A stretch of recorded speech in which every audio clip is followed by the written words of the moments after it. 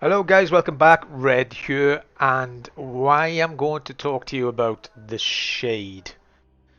And the Shade is pretty much a guy that slots into the third and fourth. It's good to put him at the fourth, and I shall show you why in a second. Most of his spells are pretty much buffs. He doesn't really do a lot of damage, even though he's got pretty reasonable physical. He doesn't have anything really that does physical damage, which is a bit of a shame. I think that stance actually might return some physical damage, but his initiative is quite low. But he does have a shed load of blocks and wards. But some of these, obviously, there's one off there, there's one off there, there's one there, 3 blocks. Or was that three? One ward, one block, one ward and 2 blocks. Nothing off that. Oh, it's 1 block there. So it's 2 wards and 2 blocks off items. So he does come with 1 ward and 3 blocks stock, I think, unless one of these actually give him a block as well. So it can negate a bit of damage, but the one thing he does do, which is the reason why I put him into this physical build, he does a good job of restoring mana back to Iratus. He's one of the few characters that does that. And in the beginning, early game, it's not so much of a big deal because, well, yeah, I guess there is, but you have to. I think it's this one. Stalker returns 15 and buffed up returns 20. So it's pretty good to return if you're using Iratus to do damage. Like at the minute, he's pretty beefy talents. Have a look. So I've been spamming Finger of Death. Obviously, it costs 75 points, so it takes 2 or 3 turns to get that mana back. And sometimes you can even cast his Finger of Death twice in one match, which is pretty good. It's pretty good. And I do use at the minute. Obviously, so late game is really useful. Apart from, I think, the Shade, no, not the Shade, the Banshee does a pretty good job of returning mana. She did get nerfed a little bit, but she returns mana equal to the amount of sanity that she's taken off somebody. So I don't think it's as much as 20. Because obviously that's going to have to be 100 HP. So yeah, they're pretty similar. Pretty similar. Although to be fair, I prefer the Banshee. But whether putting the Banshee into a physical build, I don't know, because most of the buffs come from most of the stuff is dread attack, and if you're not, it's kind of dread support. So yeah, I wouldn't really put a Banshee into a physical build if I'm honest. But anyway, that's the Banshee. Let's talk about the Shade. So in the first line, we have Pain Reflection, and this works in the second and third position. And every time you use it, you go backwards too, which is good. Which is good, and I'll show you why in a second. It's a stance. All successful attacks against the minions cause the attacker to take stress damage equal to 100% of the damage dealt. So basically, rebounds the damage that somebody takes, and it is pretty good. It is actually pretty good because it's all of your minions, any damage they take. The only downside to it is sometimes it gets returned as physical damage, sometimes it gets returned as magical, and sometimes it gets returned as stress damage. So if you it's a character, for instance, and he loses stress, and you've got a physical build, if you've got a hybrid build, it's not so bad. But when you just got a particular build, sometimes she returns damage in the fashion that you don't want him to, or him to. I guess is a him. It looks like a him. Actually, looks like the bad guy out of Lord of the Rings. What's his name? Um, okay, so on the right hand side of that tree, you can take the 6 accuracy, but I took the right hand side so he could gain a ward. And as you can see, he's got 3 wards now with all the items. So that's where the first ward comes from. It's right there. I don't think it does anything more than that. But don't forget that this thing actually moves you back too, which is kind of useful, and I'll show you why.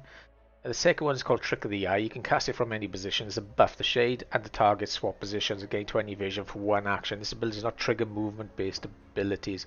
I've taken the right hand tree for 8 accuracy, although that's not the reason why I did that. The reason I did that is because it also gives 20 accuracy on that side, and that side doesn't. 25 evasion only gives plus 5 evasion, so this was the better side. But I took this last because it really didn't do much, and it's not an ability you use that often. Sometimes you find that he's down on the bottom line because when you use this Dark Portal, which I'll talk about in a minute, it pushes him forward, and sometimes you do it twice and you end up in the front line. So it is useful for swapping your position with somebody, say, because he does have something that pushes him backwards one. The stance pushes him backwards twice. Yeah, I'd probably do the stance more. Probably do the stance. But if he ends up in the first position, he can't do the stance. So you might end up using this just to get him out of that first position, because there's no other way for him to leave that first position really. And you really want him in 3 or 4. This is why I put him at 4, because if he spams this Dark Portal, which returns 15 mana, you can find that he can end up in the first position within 3 turns. But this buff does push him back too. So what you want to do is like return mana, use the buff, return mana, use the buff, and that's pretty much the way that you should do it. So that's the Dark Portal, return 15 mana. The right hand fork is a no-brainer, gives 4 physical, which is, it doesn't matter because he doesn't even have a physical attack apart from obviously returning the damage. And he gets the 20 mana back, which is awesome. On the 4th line we've got something called Blacklight. You can cast it from anywhere, and the target loses 20 accuracy for 2 actions, but you can drag him forward 1. Yeah, I took the +2, and the target loses 30 accuracy for 2 turns instead of 20 accuracy for 2 turns. It's not something I use a lot. I don't even think I've used it at all. Yeah, it's pretty underwhelming. And on the 5th line we've got something called Gloom Clause. Every time you use it, you can only use it at the back and you go forward once. It's a magical attack that deals damage equal to 60% of the sanity that the target is missing. Now obviously in a physical build this is not something we'll be using because the sanity hardly ever drops. So 60% of the sanity that is missing is 0. So you won't be using this at all really in this current build. In a dread build, then obviously that is pretty cool, but in this build not. And on the last line, Deep Shadows, cast from the back, is a trap. It summons a cloud of darkness at a target position for 2 turns. Any target that moves into the cloud receives magical damage equal to 30%. 30% damage is pretty good, but obviously for low, I think it's 30% of current health, not 30% of the total, yeah, of the current vigor luck. So you gotta be careful of those 30% because obviously when it's the first one, 30% is pretty good. But if it's somebody on low health like 10, 30% is still, they only lose 3, so 3 damage it ain't gonna work. So it's not something I used. I went on the left hand side so I could get +2 wards, and that's where the other 2 come from really. +1 ward, +1 block, +1 block. What was that? +1 ward. Okay. So yeah, so you won't be really using this, not in this build anyway, with these characters, because the Headhunter's Wrath skill is pretty awesome, and the Brides is okay, and the Bone Golems is not bad either. And that's pretty much it. His initiative is quite low, as you can see, he's level 7 at the minute, so he should really have a sash in there to get him past 8.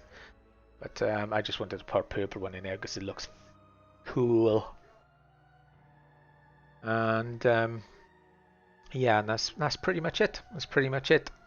He's okay for returning mana. If once you get Iratus up to a position where you're casting spells that cost 80 mana, you're gonna have to do something about your mana return. So it's either going to be, if you're going to use Iratus for that, you're gonna either have to put the Shade in, or you're going to have to put the Banshee in.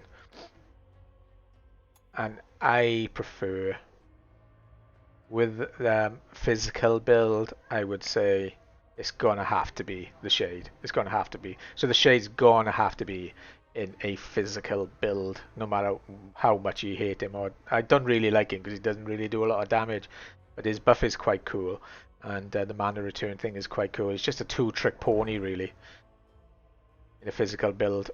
I don't know what he'd be like in a stress build. And I can't think of any other characters that actually return mana in the way that he does. The Wraith, I don't know, I don't think so.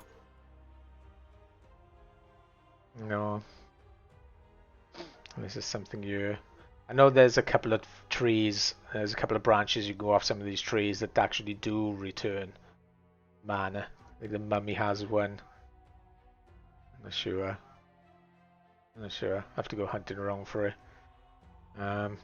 So plus five wrath, plus vigor. No, I thought it might be that, but it's wrath.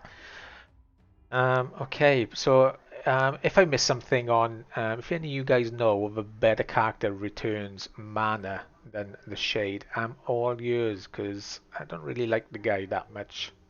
But I feel like I'm gonna do a hybrid build next, something that does a dread damage and physical damage. I don't think it's gonna work, to be honest. I don't know. I don't know. I love this Bone Golem and I love this Headhunter and I love this Bride of Iratus. They're all pretty awesome. And Mummy's okay. The Skeleton's good. Dark Knights are good. Wraith is crap.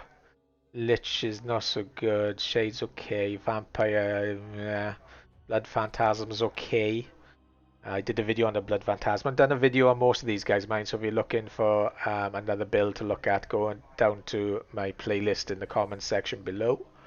And don't forget to subscribe as well, because I am trying to grow this channel. I've quit my job, yes, so I can do this full time, and I've got a year's supply of food in and everything. So there's no reason for me to go outside now. I'm in my dungeon, locked in forever to bring you videos. Yeah. So okay, well that's it, boys. Thanks for watching. And I'll see you on the next video, which is going to be a full playthrough starting from the very beginning. Sweet business. Alright, ta-ra.